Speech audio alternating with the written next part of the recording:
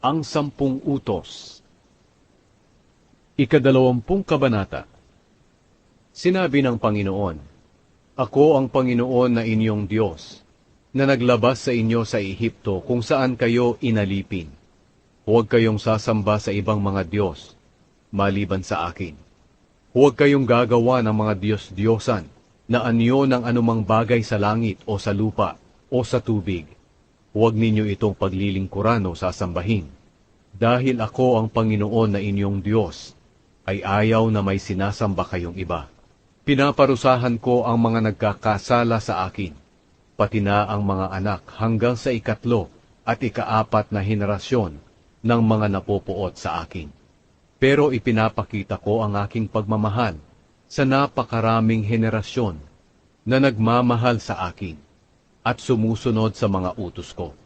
Huwag ninyong gagamitin ang pangalan ko sa walang kabuluhan. Ako ang Panginoon na inyong Diyos ang magpaparusa sa sino mang gagamit ng pangalan ko sa walang kabuluhan. Alalahanin ninyo ang araw ng pamamahinga at gawin ninyo itong natatanging araw para sa akin. Magtrabaho kayo sa loob ng 6 na araw, pero ang 7 araw, ang araw ng pamamahinga, ay italaga ninyo para sa akin, ang Panginoon na inyong Diyos. Huwag kayong magtatrabaho sa araw na iyon, pati ang inyong mga anak, mga alipin, mga hayop, o ang mga dayuhan na naninirahang kasama ninyo. Dahil sa loob ng 6 na araw, nilikha ko ang langit, ang lupa, ang dagat, at ang lahat ng naririto. Pero nagpahinga ako sa 7 araw. Kaya pinagpala ko ang araw ng pamamahinga, at ginawa itong natatanging araw para sa akin.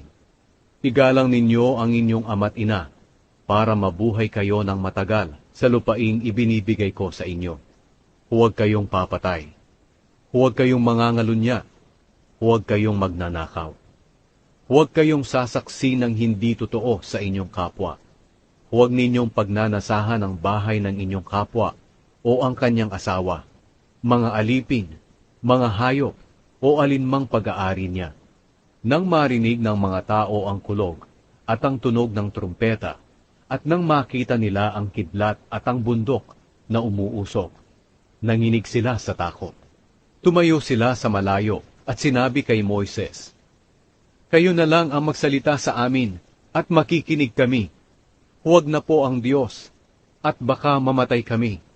Kaya sinabi ni Moises sa mga tao, Huwag kayong matakot, dahil pumunta ang Panginoon dito para subukin kayo sa pamamagitan ng kanyang kapangyarihan, at magkaroon kayo ng takot sa kanya, at nang hindi kayo magkasala. Tumayo ang mga tao sa malayo, habang si Moises ay lumalapit sa makapal na ulap, kung saan naroon ang Diyos.